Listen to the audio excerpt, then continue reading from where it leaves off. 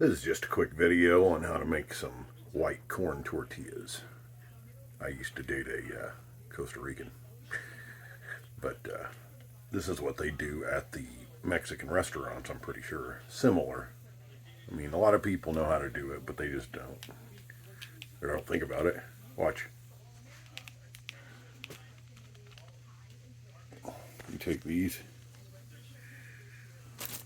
You can use the yellow ones too. Cut them. Get some oil. And you got corn chips. I ran out, so I'm making some for my salsa. Pretty cool, huh?